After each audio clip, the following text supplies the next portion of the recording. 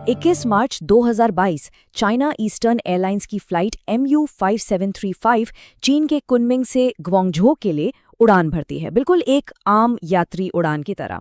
लेकिन take off के लगभग 1 घंटे बाद ही ये प्लेन एक ऐसी भयानक त्रासदी का शिकार हुआ जिसने पूरी दुनिया को सचमुच में हिलाकर रख दिया। तो आज हम इसी रहस्यमयी दुर्घटना की कहानी को समझने की कोशिश करेंगे। उस वक्त विमान 29,000 फीट की ऊंचाई पर आराम से उड़ रहा था। ये ऐसी फ्लाइट्स के लिए बिल्कुल नॉर्मल है। कॉकपिट में, कैबिन में सब कुछ शांत था। बस एक सामान्य 2 घंटे की यात्रा पूरी होने वाली थी। लेकिन फिर अचानक कुछ ऐसा हुआ जिसकी किसी ने कल्पना भी नहीं की थी। वो विमान 29,000 फीट की ऊंचाई से सिर्फ 1 मिनट और 35 सेकंड के अंदर सीधा जमीन पर आ गिरा। सोचिए, ये रफ्तार किसी स्काई डाइवर के गिरने जैसी है, किसी विशाल पैसेंजर जेट की नहीं। और यही वो सवाल है जिसने दुनिया भर के जांचकर्ताओं और विमानन विशेषज्ञों को उलझा कर रख दिया।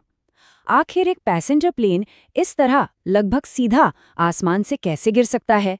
ये हुआ तो हुआ कैसे? तो चलिए इस मामले की तह तक चलते हैं। फ्लाइट के आखिरी पलों की जांच करके ही ये समझा जा सकता है कि असल में हुआ क्या था। ये एक रूटीन फ्लाइट थी, लेकिन इसका अंत वो बिल्कुल भी सामान्य नहीं था। फ्लाइट रेडार 24 का जो डेटा है वो एक बहुत ही अजीब कहानी बताता है। जैसे दोपहर 2:20 पर प्लेन 29,000 फीट से अचानक नीचे की तरफ गोता लगाता है। लेकिन जो बात इसे और भी ज्यादा अजीब बनाती है वो ये है कि लगभग 8,000 फीट पर आकर इसने कुछ पलों के लिए फिर से ऊंचाई पकड़ी और उसके बाद फिर से नीचे गिर गया। इस छोटे से उठान का मतलब क्या हो सकता है? एविएशन एक्सपर्ट नील हैंसफोर्ड ने कहा कि ये कोई नॉर्मल गिरावट नहीं थी। ये ऐसा था मानो प्लेन आसमान से एक पत्थर की तरह गिरा हो। और ये इस बात का साफ संकेत है कि जो भी हुआ वो बहुत ही ज्यादा तेजी से और विनाशकारी तरीके से हुआ। अब देखिए, किसी भी प्लेन क्रैश की जांच में सबसे पहले कुछ आम वजहों को देखा जाता है, जैसे कोई मैकेनिकल खराबी या फिर खराब मौसम। तो आइए देखते हैं कि जांचकर्ताओं ने इन संभावनाओं को कैसे परखा। यहाँ पर फर्क समझना बहुत जरूरी है। अगर कोई आम इमरजेंसी होती है तो प्लेन धीरे धीरे ग्लाइड करता हुआ नीचे आता है। इससे पायलट को उसे संभालने का मौका मिल जाता है। लेकिन MU5735 तो लगभग सीधा नीचे गिरा, जो किसी भी स्टैंडर्ड प्रोसीजर के एकदम खिलाफ है।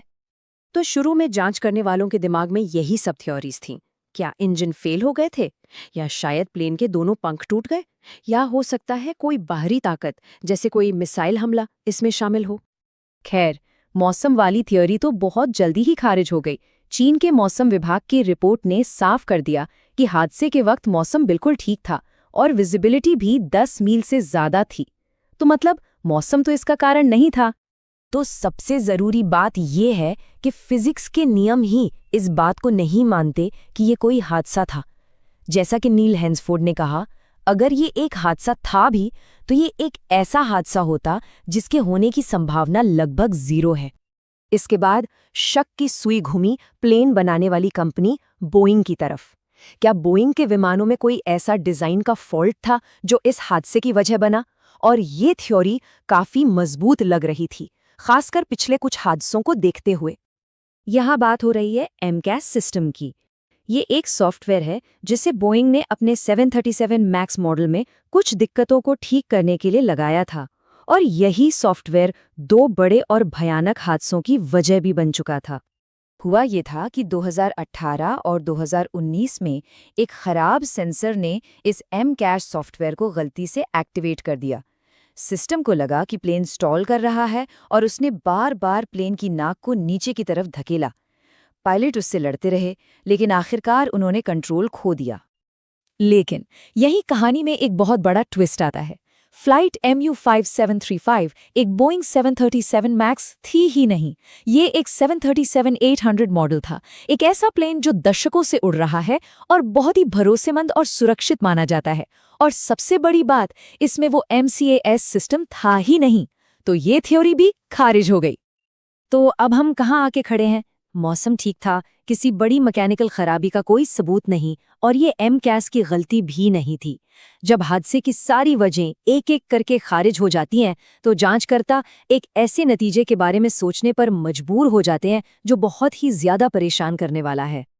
अमेरिकी फेडरल एविएशन के इन्वेस्टिगेटर माइकल डैनियल जैसे कई विशेषज्ञों का मानना है कि ये हादसा जानबूझकर किया गया था।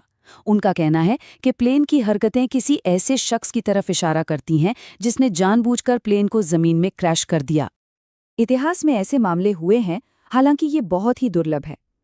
1997 में सिल्क एयर और 1999 में इजिप्ट एयर, इन दोनों ही मामलों में प्लेन ने ठीक इसी तरह से गोता लगाया था और बाद की जांच में ये पाया गया कि पायलट ने जानबूझकर प्लेन क्रैश किया था।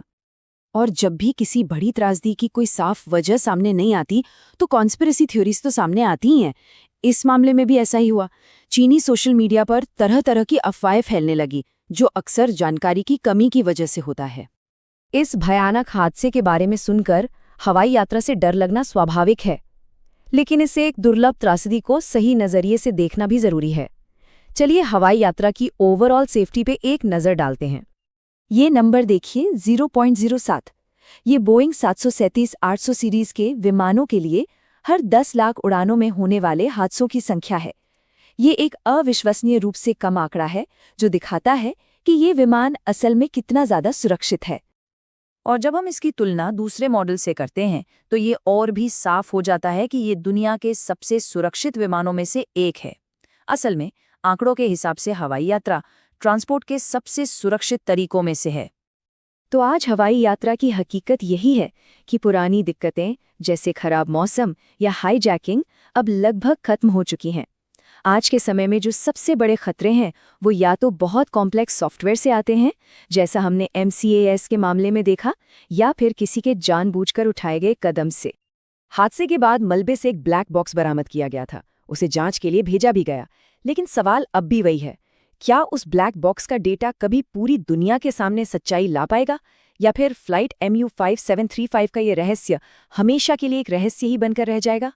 ये एक ऐसा सवाल है जिसका जवाब शायद हमें कभी ना मिले।